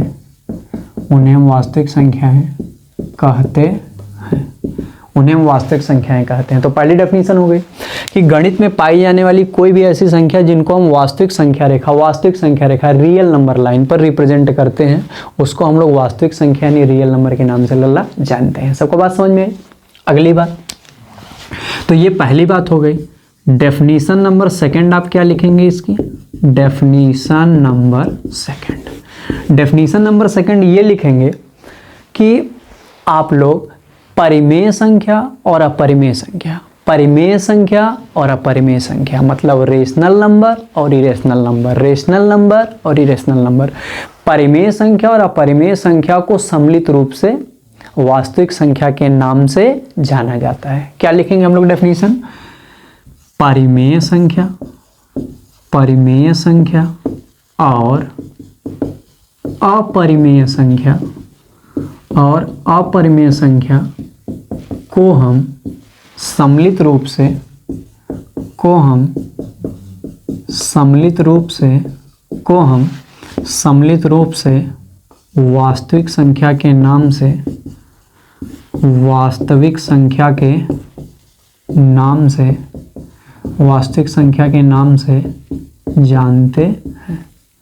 वास्तविक संख्या के नाम से जानते हैं।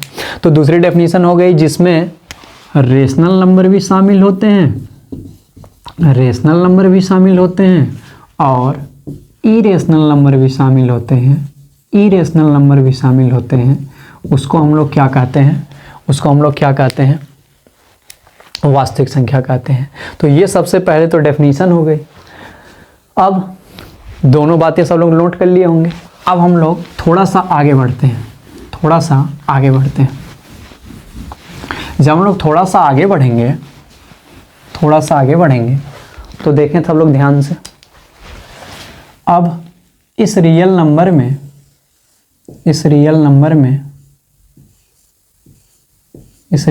में हम लोगों को दो प्रकार की संख्याएं मिल गई। एक आपको मिल गई रेशनल नंबर जिसको हम लोग कहते हैं परिमेय संख्या, और दूसरी मिल गई इरेशनल नंबर जिसको हम लोग कहते हैं अपरिमेय संख्या। सब लोग पहले फ्लो चार्ट बना लेंगे। ये पहले दो भागों में बट गई, रेशनल नंबर और इरेशनल नंबर में। फिर उसके बाद ये जो आपका रेशनल नंबर होता है यानी जो आपकी परिमेय संख्या होती है, परिमेय संख्या जो होती है, ये परिमेय संख्या भी आगे चल के फर्दर ये आपकी रेशनल नंबर जो होती है ये आगे चल के फर्दर फिर से दो भागों में बढ़ जाती है। पहला इंटीजर होता है जिसको हम लोग कहते हैं पूर्णांक, और जो दूसरा होता है वो डेसिमल नंबर होता है, डेसिमल, जिसको हम लोग कहते हैं दशमलव। ठीक है। अब ये जो इंटीजर होता है ये आगे चल के अब 3 भागों में बढ़ जाता है। कितने भागों में बढ़ जाता है? 3 भागों में। एक होता है नेगेटिव इंटीजर,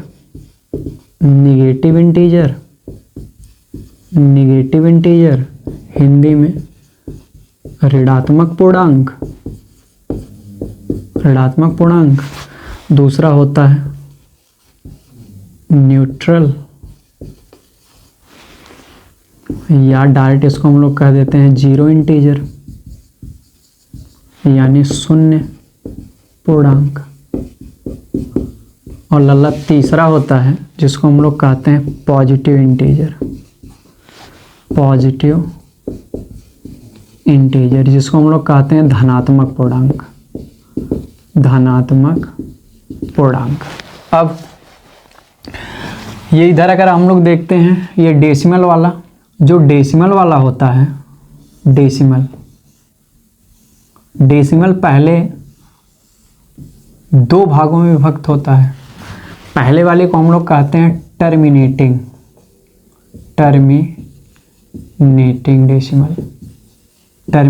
डेसिमल। इसको हम लोग कहते हैं शांत दशमलव। फिर होता है नॉन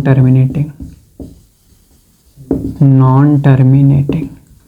अभी हम किसी के बारे में डेफिनेशन नहीं बता रहे हैं, अभी हम सिर्फ आपको क्लासिफाई करके नंबर्स को दिखा रहे हैं कि कैसे कैसे नंबर क्लासिफाई होते हैं। ठीक है। नॉन टर्मिनेटिंग डेसिमल, इसको कहते हैं अशांत दशमलव।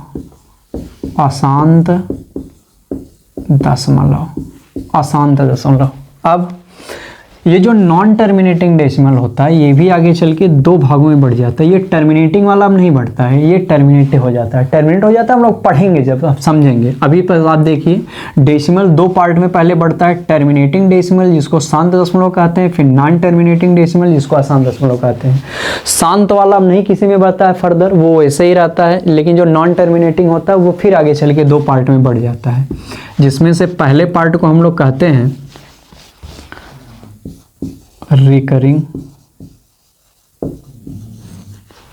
डेसिमल, और दूसरा होता है नॉन रिकरिंग डेसिमल। इसको हम लोग कहते हैं आवर्त दशमलव,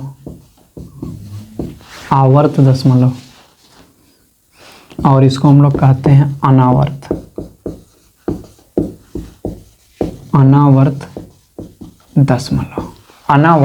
दशमलव। और इधर जो पॉजिटिव, ये इसका हो गया नॉन टर्मिनेटिंग डेसिमल का। और इधर जो पॉजिटिव इंटीजर होता है ये पहले 2 पार्ट में बढ़ता है, जो पॉजिटिव इंटीजर होता है। एक तो होता है नेचुरल नंबर जिसको हम लोग कहते हैं प्राकृतिक संख्या। दूसरा होता है होल नंबर जिसको हम लोग कहते हैं पूर्ण संख्या। और फिर जो नेचुरल नंबर होता है वो फर्दर वो भी आगे चल के एक्सपेंड हो जाता है। पहला होता है नेचुरल नंबर में इवन नंबर, मतलब सम संख्या। दूसरा होता है ऑड नंबर, मतलब विषम संख्या। एक होता है प्राइम नंबर, मतलब अभाज्य संख्या। और एक होता है कंपोजिट नंबर, मतलब अभाज्य संख्या, भाज्य संख्या। कंपोजिट नंबर मतलब भाज्य संख्या। ये लल्ला पूरा डिस्ट्रीब्यूशन है, पूरा क्लासिफिकेशन है रियल नंबर का। हम लोग रियल नंबर को ध्यान से फिर से एक बार से देखते हैं। सबसे पहले अपना रियल नंबर है, सबसे पहले अपना क्या है, रियल नंबर है। सबसे पहले अपना क्या है, रियल नंबर। रियल नंबर पहले अभी हम लोग डेफिनेशन में भी देखे थे, रियल नंबर किससे किससे मिलके बनता है, रेशनल नंबर और इरेशनल नंबर, दोनों को मिला के सम्मिलित रूप से हम लोग क्या कहते हैं, रियल नंबर। तो पहले रियल नंबर रेशनल नंबर में और इरेशनल नंबर में बट गया, फिर इरेशनल नंबर आगे बढ़ता ही नहीं, इरेशनल नंबर वैसे ही रहता है, ठीक है, जिसमें हम लोग कट गया, तो वो हम लोग बाद में देखेंगे, अभी जब डेफिनेशन पे आएंगे सबकी। और जो रेशनल नंबर होता है फिर ये फर्दर दो भागों में बढ़ जाता है, एक इंटीजर में जिसको हम लोग पूर्णांक कहते हैं और एक डेसिमल में जिसको हम लोग दशमलव कहते हैं। पहले हम लोग डेसिमल के बारे में देख लेते हैं। इस तरफ जो डेसिमल होता है वो फिर आगे चल के दो भागों में बढ़ता है, पहला टर्मिनेटिंग डेसिमल जिसको हम लोग शांत दशमलव कहते हैं और दूसरा नॉन टर्मिनेटिंग डेसिमल जिसको हम लोग अशांत दशमलव कहते हैं। अब ये टर्मिनेटिंग डेसिमल जो होता है वो टर्मिनेट हो जाता है तो वो आगे क्लासीफाई नहीं होता है, लेकिन ये जो नॉन टर्मिनेटिंग डेसिमल होता है, अशांत जो टर्मिनेट नहीं हो पाता है, वो आगे चल के दो प्रकार से प्राप्त होता है, एक रीअकरिंग डेसिमल जिसको आवर्त दशमलव कहते हैं और दूसरा होता है नॉन रीअकरिंग डेसिमल जिसको अनावर्त दशमलव कहते हैं। तो ये हो गया डेसिमल का पूरा क्लासिफिकेशन। इधर आएंगे, जब हम लोग इंटीजर की बात करेंगे यानी पूर्णांक की बात करेंगे तो पूर्णांक मैथमेटिक्स में तीन पार्ट में बढ़ जाता है, एक निगेटिव इंटीजर जिसको ऋणात्मक पूर्णांक कहते हैं, एक न्यूट्रल या जीरो इंटीजर जिसको हम लोग शून्य पूर्णांक या उदासीन पूर्णांक के नाम से भी जानते हैं, और एक होता है पॉजिटिव इंटीजर जिसको हम लोग धनात्मक पूर्णांक कहते हैं। अब ये दोनों फर्दर एक्सपेंड नहीं होते हैं, क्लासिफाई नहीं होते हैं, लेकिन ये जो पॉजिटिव इंटीजर होता है अब आगे चल के दो भागों में बढ़ जाता है, एक हम लोग नेचुरल नंबर के नाम से जानते हैं जिसको प्राकृतिक संख्या कहते हैं और एक होल नंबर के नाम से जानते हैं जिसको हम लोग पूर्ण संख्या कहते हैं। अब उसके बाद जो होल नंबर होता है वो फर्दर क्लासीफाई नहीं होता है, लेकिन ये नेचुरल नंबर जो होता है वो फर्दर चार पार्ट में क्लासीफाई होता है। पहला इवन नंबर सम संख्या, दूसरा ऑड नंबर विषम संख्या, तीसरा प्राइम नंबर अभाज्य संख्या, चौथा कंपोजिट नंबर भाज्य संख्या। तो ये जो नेचुरल नंबर होता है इसका भी फर्दर चार भागों में क्लासिफिकेशन होता है, इवन, ऑड, प्राइम, कंपोजिट, सम, विषम, अभाज्य, भाज्य। तो ये रियल नंबर का टोटल क्लासिफिकेशन है। उम्मीद करते हैं लल्ला पहले आप लोग कॉपी पे ध्यान से इसको पहले इस फॉर्मेट को बना लेंगे अपने कॉपी में। हम लोग सब का एक एक का इतने बारीकी से अध्ययन करेंगे कि कभी भी नंबर्स को भविष्य में अगर कोई हमसे पूछेगा तो हम बड़े ही आसानी से बता सकते हैं कि हाँ सर जी हमें बताए थे इस प्रकार से ऐसे ऐसे क्लासीफाई होता है, ठीक है। और हम लोग नोट में अलग से कुछ नंबर्स को बोल दे रहे हैं, इसके बारे में भी सब लोग कॉपी में नोट कर लेंगे। अभी हम लोग सबके बारे में फिर ध्यान से पढ़ते जाएंगे, ठीक है। हम लोग किसके बारे में पढ़ेंगे, सह अभाज्य संख्या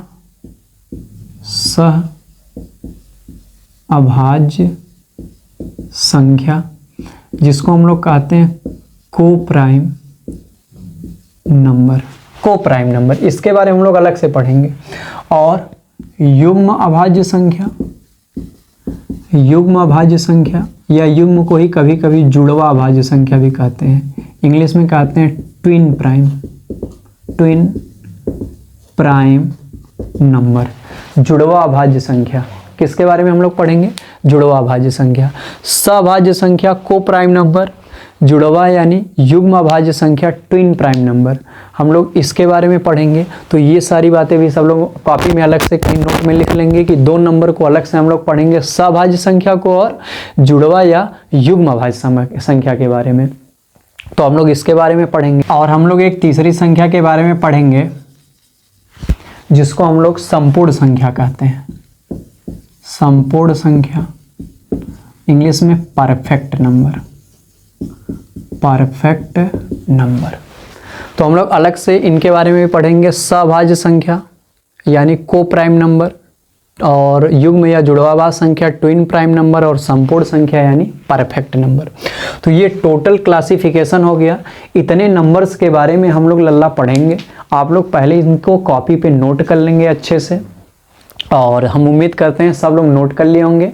अब हम इसको मिटा सकते हैं, तो हम मिटा दे रहे हैं इसको, ठीक है। चलो यहाँ तक एक एक बातों को नोट कर लिए होंगे, सारा क्लासिफिकेशन अच्छे से कॉपी पे लिख लिए होंगे। हम लोग सबके बारे में डिटेल चर्चा करेंगे, ठीक है।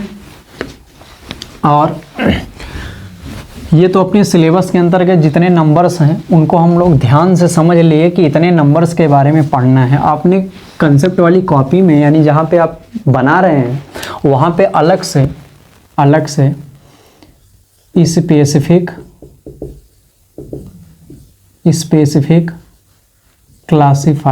क्लासिफिकेशन करके एक अलग से ऐसे बॉक्स में बना लेंगे। ऐसे बॉक्स में जैसे बोल रहे हैं वैसे बनाना है स्पेसिफिक क्लासिफिकेशन।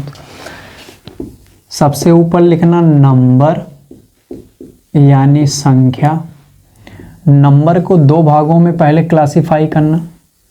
ये अलग से आपको अच्छे लेवल के कंपटीशन के लिए बता रहे हैं, ठीक है। पहला जो नंबर्स होती है वह गणित में दो प्रकार की पाई जाती है। वास्तविक संख्या जो अपना चैप्टर है रियल नंबर, और दूसरा काल्पनिक संख्या जिसको हम लोग क्या कहते हैं, इमेजिनरी नंबर। इसके ऊपर भी चर्चा कर देंगे। वास्तविक संख्या रियल नंबर और काल्पनिक संख्या इमेजिनरी नंबर, ठीक है। और एक इम्पॉर्टेंट संख्या होती है जिसमें रियल नंबर और इमेजिनरी नंबर दोनों का मिक्सअप होता है, दोनों का मेल होता है, दोनों को मिला के लिखा जाता है। उसको हम लोग कहते हैं लल्ला कॉम्प्लेक्स नंबर। क्या कहते हैं? Complex number. हिंदी में क्या कहते हैं? सम्मिश्र संख्या। तो स्पेसिफिक क्लासिफिकेशन में इसको आप लोग अलग से लिख लेंगे। स्पेसिफिक क्लासिफिकेशन को सब लोग स्टार भी कर लेंगे अलग से।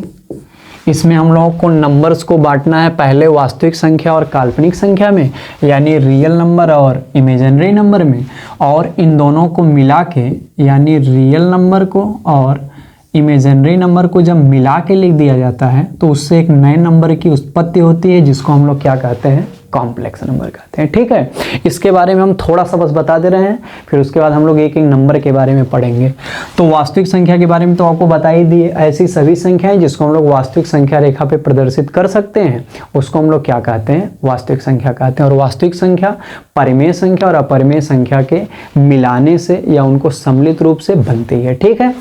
तो जिन भी संख्याओं को वास्तविक संख्या रेखा पर दिखा लेंगे उन सबको हम लोग वास्तविक कहेंगे। अच्छा, काल्पनिक क्या होती है? काल्पनिक संख्या का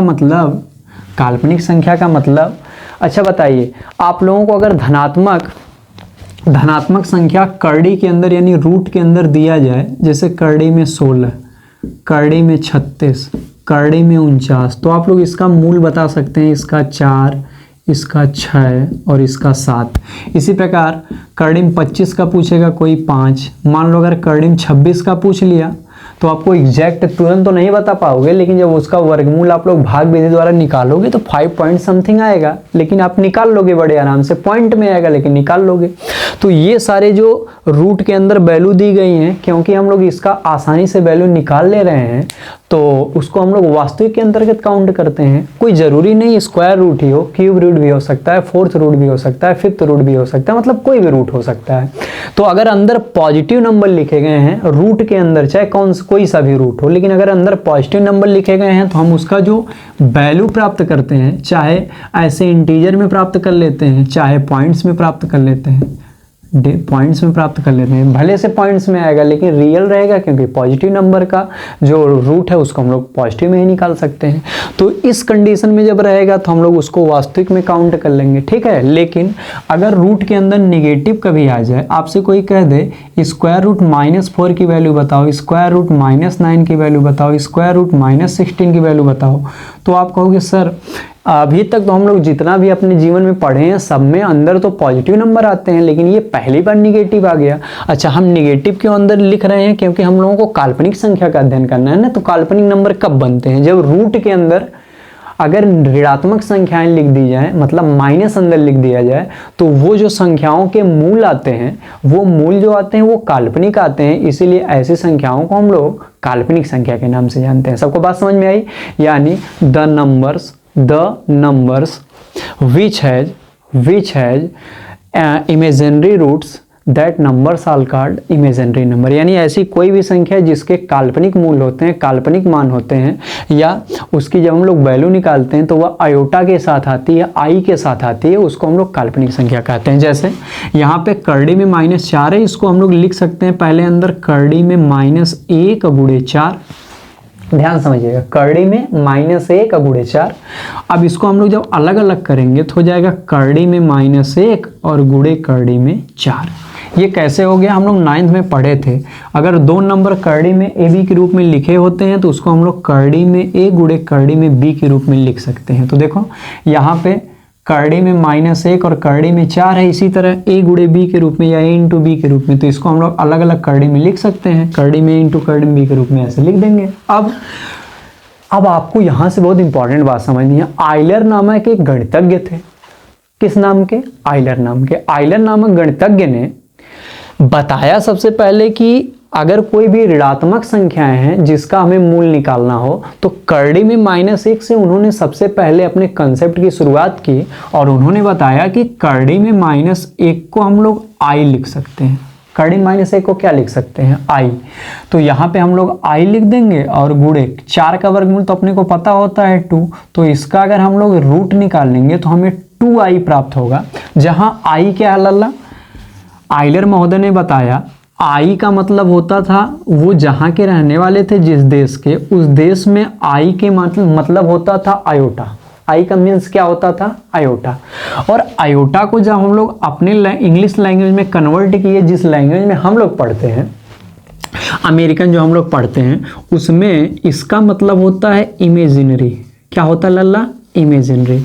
तो आइलर महोदय का आई उनके भाषा के अनुसार या उनके लैंग्वेज के अनुसार क्या था? आयोटा। जब उस आयोटा को अमेरिकन लैंग्वेज में, यानी जिस इंग्लिश को हम लोग पढ़ते हैं, उसमें जब कन्वर्ट किया गया, या जो व्यवहारिक पूरे वर्ल्ड में अभी ज़्यादातर हिस्से में बोली जाती है, उसमें आयोटा को जब आगे जब इसको क्लासिफाई किया गया, इसको थोड़ा मॉडिफाई किया गया, तो उसके अनुसार यह हो गया इमेजिनरी। और यही इमेजिनरी आयोटा होने के कारण इसको हम लोग किससे रिप्रेजेंट करते हैं? आई से। तो आप यहाँ पे आई क्यों लिखे? क्योंकि आइलर महोदय ने बताया था कि आई बराबर क्या होता है? आई बराबर क्या होता है? करड़ी में -1। अपने कॉपी पे सब लोग लिख लेंगे इसको भी। आई बराबर क्या होता है? करड़ी में -1। यानी -1 की जगह पे हम लोग क्या लिख सकते हैं? आई। तो यहां से देखिए करड़ी -4 था, इसको हम लोग पहले -1 गुणे 4 लिख दिए, फिर इसको अलग अलग कर दिए, और फिर करड़ी -1 को आइलर महोदय के अनुसार आई लिख दिया गया। 4 का 2 हो गया, तो बताइए इसका मूल 2i आया कि नहीं? लेकिन क्योंकि आयोटा आ गया, आई आ गया, इमेजिनरी आ गया, तो हम उसको काल्पनिक संख्या कहेंगे कि नहीं कहेंगे? चलो हमारी बात समझ पाए। उसी तरह अगर स्क्वायर रूट -9 रहेगा तो पहले इसको लिख देंगे 1 × 9। अब इसको अलग अलग कर लेंगे। अब आइलर महोदय ने इसकी वैल्यू आई बताई और 9 का वर्गमूल 3 होता है, 3i आ गया। 3i बताओ इमेजिनरी नंबर हो गया कि नहीं? क्योंकि आयोटा फॉर्म है, उसमें आई लगा हुआ है। इसी तरह अब आप लोग समझ गए, -1 गुणे 16, तो -1 गुणे 16। अब इसके जगह पे आई, इसके जगह पे 4 बराबर कितना हो गया? 4i। ठीक। तो उम्मीद करते हैं आपको ये बात समझ में आ गई, काल्पनिक संख्या भी आपको समझ में आ गई कि जिन संख्याओं का धनात्मक वर्गमूल या धनात्मक मूल ज्ञात नहीं किया जा सकता, उसके साथ हमेशा आयोटा यानी आई आ जाता है मूल के साथ, उसको हम लोग कैसे संख्याएं कहते हैं? काल्पनिक संख्याएं कहते हैं। सबसे लास्ट बात आज की वीडियो की, अब हम लोग कॉम्प्लेक्स नंबर को देख लेते हैं। बस सबसे लास्ट में इतनी बातें सब लोग कॉपी सब लोग नोट कर लेंगे। अब कॉम्प्लेक्स नंबर क्या होता है? अगर किसी भी संख्या को a + ib के फॉर्म में लिख दिया जाए, a + ib के फॉर्म में लिख दिया जाए z बराबर, वैसे कॉम्प्लेक्स नंबर को z से दिखाते हैं हम लोग। इसकी चर्चा डिटेल में 11th क्लास में करेंगे, लेकिन अभी सिर्फ आपको ये जानना है कि अगर कोई नंबर a + ib के रूप में लिखा रहता है, उसको z से डिनोट करते हैं कॉम्प्लेक्स नंबर में से किसी कॉम्प्लेक्स नंबर को। ठीक है, तो z बराबर a + ib के रूप में लिख दिया जाता है, जहां a जो होता है वह रियल पार्ट होता है। रियल पार्ट होता है मतलब वास्तविक भाग होता है, वास्तविक भाग होता है। और जो i × b होता है वह इमेजिनरी पार्ट होता है, इमेजिनरी पार्ट होता है। तो रियल पार्ट और इमेजिनरी पार्ट यानी काल्पनिक भाग। तो ऐसी कोई भी संख्या जो वास्तविक भाग और काल्पनिक भाग के योग से बनती है, मतलब काल्पनिक भाग और वास्तविक भाग के मिलाने से बनती है, उसको अपने लोग हम लोग क्या कहते हैं, कॉम्प्लेक्स नंबर कहते हैं, यानी सम्मिश्र संख्या कहते हैं। किससे निरूपित करते हैं, z से निरूपित करते हैं। किस रूप में पाई जाती है, a प्लस IB के रूप में पाई जाती है। यहाँ a क्या होता है, रियल पार्ट यानी वास्तविक भाग होता है। अच्छा, जिसके साथ आयोटा नहीं लगा रहेगा वो रियल पार्ट होगा, जिसके साथ i यानी आयोटा लगा रहेगा वो कैसा पार्ट होगा, इमेजिनरी पार्ट होगा। तो कोई नंबर जब रियल पार्ट और इमेजिनरी पार्ट से मिल के बनता है तो उसको हम लोग क्या कहते हैं, कॉम्प्लेक्स नंबर। तो रियल नंबर के बारे में हम लोग जान गए अलग से स्पेसिफिक क्लासिफिकेशन में। इमेजिनरी नंबर के बारे में हम लोग अच्छे से जान गए। इसमें ये भी जान गए कि आई को किसने दिया था, आइलर महोदय ने दिया था। आइलर महोदय के अनुसार आई मतलब क्या होता था, आयोटा होता था। हम लोगों के अनुसार आयोटा का मतलब क्या हो गया, इमेजिनरी, इसीलिए हम लोग उसको इमेजिनरी नंबर कहने लगे। और कैसे आता है इमेजिनरी नंबर, जब हम लोग रूट नहीं निकाल पाते, अंदर ऋणात्मक रहता है तब, और जब इन दोनों को मिला के लिख दिया जाता है तो कॉम्प्लेक्स आ जाता है। इसकी सारी बात एग्जाम्पल कोई कह दे तो आप कह सकते हैं, जैसे सर z बराबर 3 + 4i, z बराबर 5 + 10i, z बराबर -3 + 7i, z बराबर 10 + 20i। आप लोग देख रहे हैं इसमें एक वास्तविक, एक काल्पनिक, एक वास्तविक, एक काल्पनिक, एक वास्तविक, एक काल्पनिक, एक वास्तविक, एक काल्पनिक। एक में आई लगा, एक में आई नहीं लगा, तो दोनों को मिलाने से जो संख्या बन गई उसको हम लोग z कह दिए, कॉम्प्लेक्स नंबर कह दिए। उम्मीद करते हैं आज की आपको सारी बातें समझ में आई होंगी। आप वीडियो को एक बार पूरा देखिएगा और हमारे नन्हे मुन्ने बच्चे अगर कोई भी दिक्कत उसमें रहेगी एक बार दोबारा देख लीजिएगा, सारी बातों को कॉपी पे नोट कर लीजिएगा। हम लोग जब अगले वीडियो में मिलेंगे तो जो रियल नंबर का आपको क्लासिफिकेशन बताए थे, उस क्लासिफिकेशन में जितने भी नंबर वहाँ लिखे गए थे उन सारे नंबर के बारे में अपने लोग विस्तार से चर्चा करेंगे। तो जब हम लोग अगले वीडियो में मिलेंगे तो उन सारी टॉपिक के ऊपर विथ परिभाषा, विथ एग्जाम्पल, विथ रिप्रेजेंटेशन, संकेत, सब कुछ के साथ चर्चा करेंगे। आज की वीडियो आपको कैसे लगी आप लोग कमेंट बॉक्स में ज़रूर बताइएगा। और जितने लोग आज पहली बार हमारी वीडियो को देख रहे हैं सब लोग चैनल को सब्सक्राइब कर लेंगे, बेल नोटिफिकेशन को ऑन कर लेंगे। टेलीग्राम ग्रुप वही लिंक में दिया होगा, सब लोग जाके उसको ज्वाइन कर लेंगे। हम लोग मिलते हैं, उम्मीद करते हैं आपको सारी वीडियो अच्छे समझ में आई होगी। हम लोग मिलते हैं नेक्स्ट वीडियो में अपने भाई बहनों के साथ के लिए नए कंटेंट के साथ। तब तक के लिए आप लोगों का बहुत बहुत धन्यवाद।